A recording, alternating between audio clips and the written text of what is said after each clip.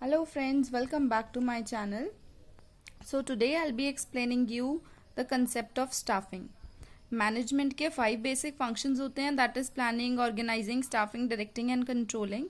तो प्लानिंग होने के बाद ऑर्गेनाइजिंग देखते हैं कि वो चीज़ ऑर्गेनाइज हो रही है या नहीं. अब वो ऑर्गेनाइज करने के लिए जो इंडिविजुअल्स या पर्सोनल्स चाहिए होते हैं वो सारी चीज़ें कैसे की जाती हैं, कि कैसे कोई पर्सोनल को सिलेक्ट किया जाता है, रिक्रूट किया जाता है, वो सारी टर्म्स हम इसके अंदर समझेंगे टॉपिक के अंदर, जिसका नाम है स्टाफिंग. स्टाफिंग का एक्चुअल मीनिंग यही होता है कि रिक्रूटमेंट. इसमें हम क्या करते हैं, जितने भी पर्सपेक्टिव कैंडिडेट्स होते हैं जिन्होंने अप्लाई किया होता है किसी भी जॉब प्लेस के लिए, उसमें कुछ प्रोसेसेस होते हैं. उन प्रोसेसेस के दौरान चेक किया जाता है क्या वो इंडिविजुअल परफेक्ट और सूटेबल है उस जॉब प्लेस के लिए या नहीं. तो उन्हें सेलेक्ट करना अलग अलग तरीके से, वो सारा प्रोसीजर क्या कहलाता है, स्टाफिंग. इसका मतलब होता है पर्सोनल्स को मैनेजमेंट के कामों करने के लिए या रखने के लिए हर एक स्टाफ को रिक्रूट करना. So here comes the definition of staffing. Staffing की क्या डेफिनेशन होती है? स्टाफिंग मतलब पर्सोनल्स को उनकी जॉब पोजीशन में फिल करना. तो staffing has been defined as managerial function, की एक मैनेजमेंट का फंक्शन है, third function of filling and keeping filled the position in organisation structure. कि क्या करते हैं, जो फिल्ड हैं पोजीशंस उनको ऐसे ही फिल्ड रह के, जो पोजीशंस फिल्ड नहीं है या जिन्हें रिप्लेसमेंट की जरूरत है उन पोजीशंस को फुलफिल करना, वो प्रोसीजर क्या कहलाता है, स्टाफिंग. ठीक है. अब स्टाफिंग के अंदर कुछ कुछ चीज़ें होती हैं जो हमें आइडेंटिफाई करनी होती हैं कि ये चीज़ें हो रही हैं या नहीं, उसके बाद ही हम किसी कैंडिडेट को सेलेक्ट करते हैं. अब वो क्या क्या प्रोसीजर है, रिक्रूटमेंट कहलाना भी हो सकता है, सिलेक्शन, प्लेसमेंट, ये सारी चीज़ें जो होती हैं वो सब स्टाफिंग के अंदर ही आती हैं इन सारे रोल्स को फुलफिल करने के लिए. इन सब के बारे में अभी हम डेप्थ में पढ़ते हैं कि स्टाफिंग में क्या क्या प्रोसीजर होता है, वो प्रोसीजर में आ जाएगा. तो सबसे पहले देखते हैं कि इसकी इंपॉर्टेंस क्या है. स्टाफिंग वर्ड का मतलब पता चल गया. स्टाफिंग सिंपल ये होता है कि पर्सोनल्स को मैनेजमेंट में या बिजनेस के अंदर रिक्रूट करना, वो स्टाफिंग कहलाता है. अब आते हैं इसकी इंपॉर्टेंस पे. फर्स्ट पॉइंट है इसका, help in discovering and obtaining competent personnel for various jobs. तो आप इसे शॉर्ट फॉर्म में भी लर्न कर सकते हैं, कम्पीटेंट पर्सोनल. कि अगर हम स्टाफिंग का प्रोसीजर जो है वो पूरा प्रॉपर करेंगे तो इससे क्या होगा, जो पर्सोनल यानी जो इंडिविजुअल्स वर्क करने के लिए आएंगे वो कम्पीटेंट आएंगे, यानी वो अपनी कैपेबिलिटी के बेसिस पे आएंगे. नेक्स्ट है हायर परफॉर्मेंस. अगर right person is assigned for right job, अगर सही पर्सन को असाइन करेंगे सही जॉब के लिए, यानी उसके पास उतनी क्वालिफिकेशन एक्सपीरियंस होगा, तो उससे उसका परफॉर्मेंस एनहांस रहेगा. नेक्स्ट है कंटिन्यूस सर्वाइवल एंड ग्रोथ. और उसके बाद क्या है, सक्सेसिव प्लानिंग अच्छे से रहेगी और सर्वाइवल और ग्रोथ बहुत आसानी से हो जाएंगे. Next we have is optimum utilisation of human resources. कि इससे क्या है, एक्चुअल जजमेंट अच्छा रहेगा और जो भी ह्यूमन रिसोर्सेज बिजनेस के पास अवेलेबल हैं वो सबका ऑप्टिमम यूटिलाइजेशन होगा. Next we have is improve job satisfaction and morale of employees. इससे क्या होगा, उनका जॉब सेटिस्फैक्शन अच्छा रहेगा, क्योंकि जब उनके पास एक्सपीरियंस और वो स्किल्स हैं तो वो अपना काम अच्छे से कर पाएंगे और उससे क्या होगा, उन्हें रिवॉर्ड्स मिलने के चांसेस ज़्यादा रहेंगे, तो उन्हें जॉब सेटिस्फैक्शन आएगा. Next comes to staffing process. अब इसके बाद आते हैं ये स्टाफिंग में कैसे कैसे स्टाफिंग की जाती है, इसका पूरा प्रोसीजर क्या होता है. तो स्टाफिंग सबसे पहले क्या होता है, staffing process refers to process of finding out the right person for right job. Staffing process का मतलब क्या होता है, ये हम क्यों करते हैं. स्टाफिंग प्रोसेस इसलिए करते हैं क्योंकि सही इंसान को सही जॉब के लिए ढूंढ सकें, जिसके पास राइट क्वालिफिकेशन हो और राइट टाइम पे वो मिल जाए. तो इसका प्रोसेस पे आते हैं. सबसे पहला फर्स्ट स्टेप क्या है, estimating the man power requirement. सबसे पहले हमें बिजनेस में क्या देखना होता है कि कितनी मैन पावर हमें चाहिए, कि उसको क्या क्वालिफिकेशन होनी चाहिए, कितने पर्सन्स चाहिए जॉब के लिए. तो सबसे पहले हम ये एस्टिमेट करते हैं, यानी देखते हैं कि हमें कितने इंडिविजुअल्स और किस जॉब के लिए किस क्वालिफिकेशन और एक्सपीरियंस पे चाहिए. तो it refers to estimation of what kind of person. इसका मतलब क्या होता है, एस्टिमेट लगाना किस तरह के पर्सन हमें चाहिए अभी फिलहाल के लिए, क्या उनकी क्वालिफिकेशन हो, क्या एक्सपीरियंस हो, क्या पर्सनैलिटी हो. Next we have is recruitment. अब पता चल गया कौन कौन से इंडिविजुअल्स चाहिए, किस किस पोजीशन के लिए, क्या उनकी क्वालिफिकेशन और एक्सपीरियंस हो. Next comes the recruitment. अब क्या करते हैं, उन्हें ढूंढते हैं. It refers to process of searching for prospective candidate. कि उन्हें सर्च करते हैं कि ऐसे कैंडिडेट कहाँ मिलेंगे, and stimulating them to apply for job. और ऐसे ऑफर्स या कुछ निकालते हैं एडवर्टीजमेंट्स कि वो खुद जॉब के लिए अप्लाई करें जिसके पास ऐसी क्वालिफिकेशन और एक्सपीरियंस हो. Next we have is selection. उसके बाद उन्हें एक डेट दी जाती है कि आना है और वहां पर रिक्रूटमेंट प्रोसेस किया जाता है। तो सिलेक्शन में क्या होता है, it refers to process of selecting the best candidates among the pool of candidates. अगर रिक्रूटमेंट प्रोसेस के दौरान कुछ लोगों ने अप्लाई कर दिया, तो जिन्होंने अप्लाई किया होगा उन्हें कॉल किया जाता है चेक करने के लिए कि वो ठीक है या नहीं। तो सिलेक्शन प्रोसेस में जो इतने सारे इंडिविजुअल्स ने अप्लाई किया है उसमें से बेस्ट कैंडिडेट ढूंढना, वो होता है selection. Next comes placement and orientation. Placement मतलब जो इंडिविजुअल लगेगा कि ये बेस्ट सूटेबल है उसको प्लेस कर दिया जाता है। प्लेस मतलब कंपनी में जॉब प्रोवाइड कर दी जाती है। और ओरिएंटेशन मतलब होता है जिस दिन फर्स्ट डे होता है कैंडिडेट का, तो उसे फैमिलराइज कराते हैं बाकी सारे कैंडिडेट्स या इंडिविजुअल्स के साथ जो ऑलरेडी वर्क कर रहे हैं, और सारे रूल्स और रेगुलेशन से अबाइड कराया जाता है कि सारे रूल्स और रेगुलेशन बिजनेस के बताते हैं, फैमिलराइज कराते हैं बाकी सबसे, वो सब ओरिएंटेशन होता है प्लेसमेंट के बाद। ठीक है, नेक्स्ट है training and development. Training and development मतलब अगर कोई भी इंडिविजुअल सिलेक्ट हो गया तो अब उसके बाद उसको थोड़ी सी ट्रेनिंग प्रोवाइड की जाती है ताकि उसकी एफिशिएंसी और ज़्यादा इम्प्रूव हो जाए और जिस चीज़ में वो एक्सपर्ट है वो चीज़ और ग्रोथ हो। तो इसलिए ट्रेनिंग एंड डेवलपमेंट। फिर नेक्स्ट है परफॉर्मेंस अप्रेजल। अगर उसने कोई भी काम अच्छा किया या वो एम्प्लॉयर को लगा कि ये स्टैंडर्ड परफॉर्मेंस के हिसाब से काम कर रहा है, तो क्या होगा, उनकी परफॉर्मेंस अप्रेज भी की जा सकती है। तो एम्प्लॉयज़ की परफॉर्मेंस रेस की जाती है। नेक्स्ट है प्रमोशन एंड करियर प्लानिंग। अब उसके बाद इसका मतलब होता है कि अगर किसी इंडिविजुअल ने अपनी जॉब को बहुत अच्छे से इन्हांस किया है, बहुत अच्छे से काम किया है और कंपनी को उससे कुछ फ़ायदा हुआ है, तो उससे क्या होता है, वो जो उसकी एक्चुअल पोजीशन होती है उससे उसकी पोजीशन थोड़ी रेज हो जाती है, रिस्पॉन्सिबिलिटीज़ बढ़ जाती हैं और पे स्केल बढ़ जाता है। होता है promotion and career planning. Next come is compensation. अगर काम करने के दौरान कुछ गलतियां हो जाती हैं या कुछ अच्छा काम होता है तो फिर एम्प्लॉयज़ को रिवॉर्ड दिए जाते हैं, और यही अगर गलत काम हो जाता है तो पेनल्टीज़ के लिए उसे फाइन दिया जाता है। तो ये पूरे 8 पॉइंट से स्टाफिंग प्रोसेस के लिए कि ये सारे एक्चुअल प्रोसेसेस होते हैं स्टाफिंग के, कि ऐसे किसी भी इंडिविजुअल को रिक्रूट कराया जाता है। अब अभी जो हमने समझा वो तो थे स्टाफिंग के प्रोसीजर, कि स्टाफिंग का क्या प्रोसेस या प्रोसीजर होता है करने का। अब आते हैं उसके अंदर ही जो एक टर्म थी रिक्रूटमेंट। रिक्रूटमेंट मतलब क्या था, इंडिविजुअल्स को ऑफर्स देना ताकि वो लोग अप्लाई कर सकें उस जॉब के लिए। अब रिक्रूटमेंट भी 2 तरीके की होती है, एक होता है इंटरनल रिक्रूटमेंट और एक होता है एक्सटर्नल रिक्रूटमेंट। इंटरनल रिक्रूटमेंट क्या होता है कि जो ऑलरेडी एग्जिस्टिंग एम्प्लॉयज़ हैं, जो कंपनी में ऑलरेडी वर्क कर रहे हैं और कंपनी को पता है कि उनके पास वो स्किल्स, एक्सपीरियंस और नॉलेज है कि वो इस जॉब पोजीशन या जॉब प्लेस को फिल कर सकते हैं, तो फिर एम्प्लॉयर क्या करता है, जो ऑलरेडी वर्किंग एम्प्लॉयज़ होते हैं उन्हें ऑफर देता है कि वो यहाँ से ट्रांसफ़र ले लें या प्रमोशंस ले लें या कुछ सोर्सेज की इंटरनल रिक्रूटमेंट के थ्रू ही उस पोजीशन को फुलफिल कर दिया जाए। या फिर दूसरा मेथड होता है एक्सटर्नल रिक्रूटमेंट। इसमें क्या होता है, बाहर के लोगों को यानी आउटसाइडर्स जो होते हैं बिजनेस से, उनको ऑफर्स दिए जाते हैं कि वो लोग किसी तरह अप्लाई करें, अगर जैसे भी एडवर्टीजमेंट से देते हैं या टेंडर्स के थ्रू उससे अप्लाई करें और फिर सेलेक्ट हो जाएं। तो अब आते हैं, रिक्रूटमेंट भी 2 तरीके की होती हैं, एक इंटरनल रिक्रूटमेंट और एक एक्सटर्नल रिक्रूटमेंट। इंटरनल रिक्रूटमेंट 2 तरीके की होती हैं, या तो होता है ट्रांसफ़र। ट्रांसफ़र मतलब क्या होता है, जो कि नाम से ही पता चल रहा है, एक जगह से दूसरी जगह परमानेंटली या सब्सटैंशियली रिस्पॉन्सिबिलिटीज़, पे स्केल और पोजीशन के साथ शिफ्ट हो जाना। तो transfer refers to shifting of employee, कि अगर कोई एम्प्लॉय शिफ्ट हो जाता है परमानेंटली या तो एक डिपार्टमेंट से दूसरे डिपार्टमेंट या फिर एक शिफ्ट से अनदर शिफ्ट में, और उसकी रिस्पॉन्सिबिलिटीज, पोजीशन और पे स्केल सब चेंज हो जाता है, तो वो कहलाता है ट्रांसफर। ये भी सिर्फ ऑप्शनल होता है कि इंडिविजुअल्स को चॉइस दी जाती है कि अगर वो चाहें तो ट्रांसफर्स ले सकते हैं। Next we have is promotion. Promotion मतलब क्या होता है, it refers to shifting of employee to higher position.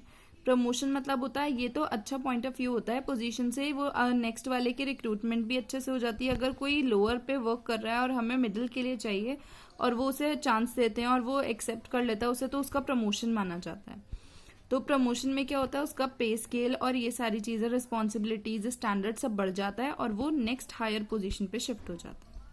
तो ये 2 सोर्सेज होते हैं इंटरनल रिक्रूटमेंट के। Next we have is external sources. External sources में क्या होता है, बाहर के लोगों को चांस दिया जाता है।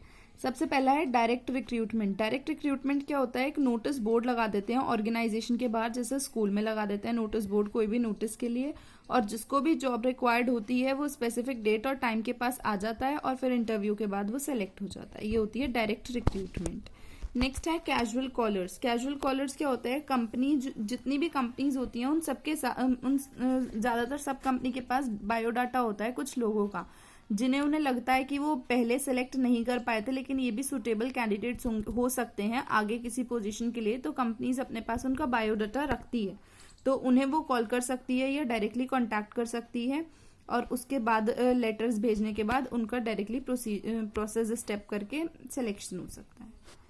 तो next we have is advertisement. Advertisement क्या होता है, न्यूज़पेपर में या मैगजीन में या किसी में भी प्रिंट करवा देना बहुत अच्छे से ऑफर प्रोवाइड करके कि इस कंपनी के अंदर, जैसे न्यूज़पेपर में आते हैं कि इस कंपनी के अंदर जॉब के लिए ये पोजीशन खाली है, इतना पे स्केल है, इस ग्रेड पे वर्क करेंगे, तो ऐसे करके एडवर्टीजमेंट दे देना। जो जो इंडिविजुअल्स आते हैं उन सबको रिक्रूट करना पूरा सिलेक्शन प्रोसेस करके और फिर किसी इंडिविजुअल को जॉब प्रोवाइड करना। Next we have is employment exchange. Employment exchange क्या होता है, it runs by the government. ये ज्यादातर एम्प्लॉयमेंट एक्सचेंज गवर्नमेंट ही रन करती है स्किल्ड और अनस्किल्ड वर्कर्स या जॉब के लिए। कुछ केसेस में यहाँ कंपलसरी नोटिफिकेशन दे देती है गवर्नमेंट किसी भी कंपनी को कि लॉ के रिक्वायरमेंट में आपको एम्प्लॉयमेंट एक्सचेंज करना पड़ेगा, यहाँ की एम्प्लॉयमेंट इसे दो, इसकी एम्प्लॉयमेंट इसे दो, तो ये होता है एम्प्लॉयमेंट एक्सचेंज। ये ज्यादातर गवर्नमेंट से रन किया जाता है और बाकी सारे कोई भी इंडिविजुअल या कंपनी रन कर सकती है। Next we have is define training and differentiate between training development and training education। अब इन दोनों चीज़ों के अंदर, दोनों वर्ड्स के अंदर बहुत ज़्यादा डिफरेंस होता है। ट्रेनिंग तो पता चल गया, ट्रेनिंग मतलब होता है कि स्किल्स और नॉलेज को बढ़ाने के लिए जो एम्प्लॉयज़ को ट्रेन किया जाता है ताकि वो और बेटर परफॉर्म कर सकें, वो होती है ट्रेनिंग। अब ट्रेनिंग, डेवलपमेंट और एजुकेशन, ये तीनों टर्म्स अलग अलग होती हैं। अब ट्रेनिंग में क्या होता है, ट्रेनिंग तो ऐसा प्रोसीजर होता है जिससे उसकी स्किल्स इन्हांस की जाती हैं, और डेवलपमेंट में क्या होता है, उसे लर्न, सिखाया जाता है हर चीज़ ताकि ग्रोथ हो सके उसकी। और एजुकेशन मतलब होता है सिंपल, जितनी नॉलेज तुम्हारे पास है उसे इन्हांस करना यानी बढ़ाना।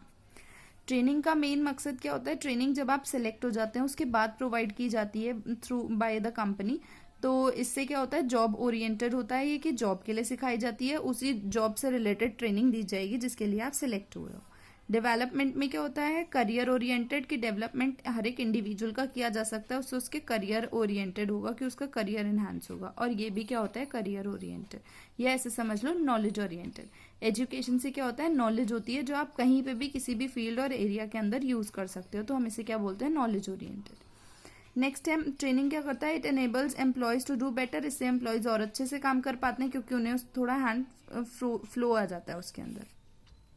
नेक्स्ट है ओवरऑल ग्रोथ ऑफ एम्प्लॉयज। इसमें ओवरऑल ग्रोथ होती है और इससे उनका माइंड जो है वो फिक्स्ड हो जाता है, रेशनल, ठीक है, कि वो अच्छे से डिसीजन मेकिंग और ये सारी चीजें कर सकें। भी एक इम्पॉर्टेंट क्वेश्चन है एग्जाम पॉइंट ऑफ व्यू से कि why are internal sources of recruitment consider to be more economical. कि ये जो इंटरनल सोर्सेज होते हैं, अभी हमने पढ़े थे इंटरनल सोर्सेज क्या क्या होते हैं, ट्रांसफर्स और प्रमोशंस, तो ये ज़्यादा इकोनॉमिकल क्यों होते हैं, यानी ज़्यादा सस्ते क्यों पड़ते हैं। ये इसीलिए इकोनॉमिकल होते हैं, इससे पूरा प्रोसीजर नहीं करना पड़ता रिक्रूटमेंट और सिलेक्शन का, जो कि बहुत ही लेंदी और कॉस्टली प्रोसीजर पड़ता है कि इतने सारे स्टेप्स हैं, वो सारे स्टेप्स करने के लिए रोज अपना टाइम भी लगेगा, टाइम कंज्यूमिंग भी है, इतना लेंदी भी है और कॉस्टली प्रोसीजर होता है।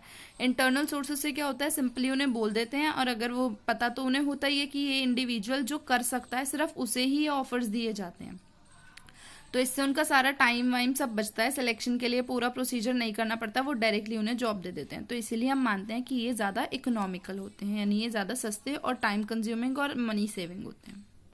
अब नेक्स्ट क्वेश्चन है, what are the advantages of training to the individual और टू द ऑर्गेनाइजेशन। अब अगर हम ट्रेनिंग प्रोवाइड करते हैं किसी इंडिविजुअल को, तो वो ऑर्गेनाइजेशन को और उस इंडिविजुअल को क्या क्या बेनिफिट्स दे सकती है। सबसे पहले ऑर्गेनाइजेशन को क्या क्या फायदे होंगे, उनका काम जो है वो इफिशिएंट होगा, यानी बिल्कुल प्रॉपर होगा और प्रोडक्टिविटी अच्छी आएगी।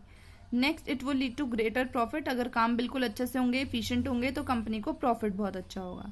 नेक्स्ट है during the time of emergency. अगर कभी इमरजेंसी का टाइम आएगा, जो एफिशिएंट वर्कर्स होते हैं वो अपने डिसीजन मेकिंग बहुत फास्ट करते हैं क्योंकि उन लोगों के पास बहुत सारा नॉलेज और एक्सपीरियंस और स्किल्स होती हैं, तो इससे क्या होगा, अगर उनके पास और ज़्यादा इफिशिएंट और एनहांस्ड स्किल्स होंगी तो डिसीजन मेकिंग बहुत ही फास्ट होगी at the time of emergency. Next we have, उस इंडिविजुअल को क्या क्या फ़ायदे होंगे, उससे उसकी स्किल्स और नॉलेज इंप्रूव होंगी। अगर इफेक्टिव वर्कर्स होंगे तो वो प्रोड्यूस ज़्यादा करेंगे, और अगर प्रोड्यूस ज़्यादा करेंगे तो अर्निंग उनकी अच्छी होगी। नेक्स्ट है, उससे उनका सेटिस्फैक्शन लेवल इंक्रीज होगा, मोरल इंक्रीज होगा, क्योंकि उनकी जॉब पोजीशन भी इंक्रीज होगी और अर्निंग स्किल्स इंक्रीज होंगी। सॉरी, अभी मैंने आपको एक्सटर्नल सोर्सेज ऑफ रिक्रूटमेंट बताए थे, लेकिन उसके अंदर और भी पॉइंट्स थे जो कि मैंने स्किप कर दिए, तो वो मैं बता देती हूँ आपको क्या क्या पॉइंट्स थे, तो वहीं से समझ लेना। Placement agencies and man power consultants, ये क्या होता है? प्लेसमेंट एजेंसीज ये होती हैं जो नेशन वाइड सर्विसेज प्रोवाइड करती हैं। नेशन वाइड सर्विसेज मतलब इनके पास काफ़ी लोगों के पास, एजेंसी के पास बायोडाटाज होते हैं बहुत सारे कैंडिडेट्स के और उनके क्लाइंट्स के। तो वो क्या करती हैं, वो कंसल्ट कर सकती हैं किसी भी मैन पावर को कि इनके पास ये स्किल्स हैं प्रोवाइडेड जो कि आपको चाहिए। तो ये कुछ कुछ के नाम प्रोवाइड कर सकती हैं। तो कुछ रोल इनका भी होता है एक्सटर्नल सोर्सेज में कि प्लेसमेंट एजेंसीज जो प्लेसमेंट्स प्रोवाइड करती हैं उनके पास बहुत सारे लोगों के डाटा होते हैं, तो ये भी उनके नेम्स विद जो भी उनकी रिज्यूमे होती है उनके साथ दे सकते हैं किसी भी ऑर्गेनाइजेशन को, कि ताकि उनको भी मैन पावर कम्पिटेंट मिल जाए और जिनको जॉब्स चाहिए थी उनको भी मिल जाए। नेक्स्ट वी हैव इस कैंपस रिक्रूटमेंट, ये तो बहुत ही आसान है, जो कि यूजुअली होता है। कैंपस रिक्रूटमेंट क्या होता है? जो कॉलेजेस के अंदर बहुत सारे कॉलेज और इंस्टीट्यूट्स होते हैं टेक्नोलॉजी वगैरह के, वहाँ पे रिक्रूटमेंट के लिए बहुत सारी कंपनीज आती हैं। वो क्या करती हैं, उनका टेस्ट लेती हैं, एक रिटन टेस्ट, जो उसमें क्वालिफाई कर लेते हैं, फिर उनको इंटरव्यू के लिए कॉल किया जाता है। तो यही सारी बहुत सारी यूनिवर्सिटीज़ वगैरह हैं जो कैंपस रिक्रूटमेंट प्रोवाइड करती हैं। ये भी एक्सटर्नल सोर्सेज है, वहाँ पर भी कोई ऑर्गेनाइजेशन या बिजनेस जाकर लेबरर्स को या जो भी उन्हें चाहिए इंडिविजुअल्स उन्हें रिक्रूट कर सकती है। Next we have is recommendation of employees. अगर कोई एम्प्लॉय ऑर्गेनाइजेशन में वर्क कर रहा है तो उसके कुछ फ्रेंड्स, रिलेटिव्स वगैरह जिससे उनकी अच्छी बॉन्डिंग होती है, उसका नाम भी दे सकते हैं कि मेरी नोन वैल्यूज़ के अंदर ये है, उसके पास ये क्वालिफिकेशन है, ये अगर कंपनी से कुछ पूछती हैं और उसका बैकग्राउंड वगैरह सब नोन होता है, तो ये भी एक मेथड है एक्सटर्नल रिक्रूटमेंट का। इससे एम्प्लॉयर जो होता है उसको भी थोड़ा सेटिस्फैक्शन रहता है, क्योंकि जो एम्प्लॉयज़ वर्क कर रहे हैं उनका बैकग्राउंड वगैरह उन्हें सब पता होता है, तो उनके जो रिलेटिव्स, फ्रेंड्स वगैरह होते हैं उनकी इतनी इंक्वायरी नहीं निकालनी पड़ती। Next we have is labour contractors. ये ज़्यादातर लेबर कॉन्ट्रैक्टर्स वो होते हैं जो जिनका किन्हीं भी लेबरर्स के साथ काफ़ी क्लोज कॉन्टैक्ट रहा होता है। अब ये भी उनके नाम प्रोवाइड कर सकते हैं, लेकिन ये जो लेबर कॉन्ट्रैक्टर है ये ज़्यादातर अनस्किल्ड वर्कर्स को प्रोवाइड कराया जाता है शॉर्ट टाइम पे। इनके पास क्या होते हैं, कॉन्ट्रैक्टर्स होते हैं, इन्हें लेबरर्स के बहुत सारे नंबर, फ़ोन नंबर वगैरह होते हैं। जब भी अगर इमरजेंसी हो और अनस्किल्ड वर्कर्स चाहिए हो शॉर्ट नोटिस पे, तो ये खुद ही उन्हें ऑर्गेनाइजेशन के उससे वर्क करके उन्हें बुला सकते हैं। Next we have is advertising on television. ये भी आजकल बहुत चल रहा है, बहुत सारे जैसे बाईजूस वगैरह हैं, ये क्या है, स्टडी एप्स हैं और इनकी भी एडवर्टीजमेंट जो है वो टेलीविजन पे होती हैं। तो ऐसे ही आजकल कई जहाँ पर वैकेंसी प्रोवाइड होती हैं वो लोग आप अपना एडवर्टीजमेंट टेलीविजन में भी दे सकते हो, कि ज़्यादातर लोग देखते हैं और उससे आसानी से जॉब प्लेसमेंट्स हो सकती हैं। Next we have is web publishing. ये सबसे बेस्ट और चीपेस्ट सोर्स भी है एक तरह से। बहुत सारी वेबसाइट्स बनी हैं जैसे naukri.com, jobstreet.com। तो ये सब क्या करती हैं, ये वेबसाइट्स वही हैं कि हर एक ने अपने बारे में कुछ बायोडाटा के अंदर डिस्क्रिप्शन में सब डाल रखा होता है कि ये मैंने कर रखा है, ये पढ़ाई कर रखी है, ये सारी चीज़ें। तो उससे क्या होता है, जॉब सीकर्स भी और जिनको जॉब्स चाहिए होती हैं तो वो लोग भी अच्छे से एक दूसरे के बारे में हर एक चीज़ जान पाते हैं कि कहाँ क्या रहने वाला है, क्या क्या कर रखा है, सब कुछ। तो इससे भी जॉब मिलनी बहुत आसान हो जाती है। अब देखते हैं इनके मेरिट्स क्या क्या हैं, मेरिट्स और लिमिटेशन एक्सटर्नल सोर्सेज के। तो जो भी एक्सटर्नल सोर्सेज हैं उससे क्वालिफाइड पर्सोनल आएगा, कि जो भी इंडिविजुअल को हम अपॉइंट करेंगे उसके पास स्पेसिफिक स्किल्स, नॉलेज वगैरह सब होंगी। नेक्स्ट है वाइडर चॉइस। हर एक ऑर्गेनाइजेशन के पास बहुत ज़्यादा ग्रेटर चॉइस होगी कि वो किसी भी ऑर्गेनाइजेशन में से या बहुत सारे एप्लीकेंट्स में से चूज कर सकता है। Next we have is fresh talent. इससे नया नया टैलेंट आएगा ऑर्गेनाइजेशन के अंदर एक्सटर्नल रिक्रूटमेंट के थ्रू। वरना अगर जो भी इंडिविजुअल को लिया जाता है उसके पास, जो इंडिविजुअल ऑर्गेनाइजेशन में ही वर्क कर रहा है उसके पास एग्जिस्टिंग टैलेंट होगा, कोई नया टैलेंट नहीं होगा। तो इससे क्या होंगे, नए नए टैलेंट्स भी आ सकते हैं अगर ऐसे करते हैं, और इनएक्सपेंसिव होता है। नेक्स्ट है कॉम्पिटिटिव स्पिरिट। इससे क्या होगा, जो एग्जिस्टिंग स्टाफ होगा वो भी थोड़ा वर्क अच्छे से करेगा, ताकि ये जो नया स्टाफ आया इसके सामने ये ना लगे कि हमें कुछ नहीं आता, और जो न्यू स्टाफ है वो भी अच्छे से वर्क करेगा कि ये ना लगे कि हम न्यू हैं तो हमें कुछ आता नहीं है। Next we have is limitations. हर एक की लिमिटेशंस होती हैं। इसकी लिमिटेशन है डिससेटिस्फैक्शन अमंग एग्जिस्टिंग स्टाफ। हो सकता है कि एक्सटर्नल रिक्रूटमेंट के थ्रू जो ऑलरेडी स्टाफ वर्क करता है उनके अंदर डिससेटिस्फैक्शन आ जाए कि भाई इनको ज़्यादा पूछ रहे हैं, इनको ट्रेनिंग वगैरह सब प्रोवाइड कर रहे हैं, इनके स्किल्स डेवलपमेंट हो रहे हैं, प्रमोशंस हो रहे हैं और हम लोग ऐसे ही हैं। नेक्स्ट वी हैव, ये लेंदी प्रोसेस होता है, बहुत ज़्यादा बहुत टाइम कंज्यूमिंग होता है और कॉस्टली होता है। और थर्ड प्रोसेस यही है, थर्ड पॉइंट यही है कि ये बहुत ज़्यादा कॉस्टली प्रोसेस होता है, बहुत ज़्यादा मनी इसके अंदर रिक्वायर्ड होती है। अब नेक्स्ट आएगा सिलेक्शन। सिलेक्शन के बारे में अभी हमने पढ़ा था कि स्टाफिंग क्या होता है, स्टाफिंग कैसे की जाती है, उसका क्या प्रोसेस होता है, रिक्रूटमेंट क्या होता है, उसके प्रोसेस। अब आएगा सिलेक्शन कैसे कैसे किया जाता है और सिलेक्शन कैसे कैसे होता है। अब ये सिलेक्शन टॉपिक मैं आपको अपनी नेक्स्ट क्लास में एक्सप्लेन कर दूंगी क्या क्या होता है। इतने यहाँ तक पूरा रीड कर लेना। अगर कोई प्रॉब्लम हो तो मुझे कमेंट बॉक्स में बता देना। Thank you so much for watching the videos. अगर वीडियोस पसंद आई हैं तो प्लीज़ लाइक कर देना और सब्सक्राइब कर लेना मेरा चैनल, ताकि आगे की वीडियोस जो भी मैं अपलोड करूँ आप तक पहुँच जाएँ। Thank you for watching the video. Bye bye.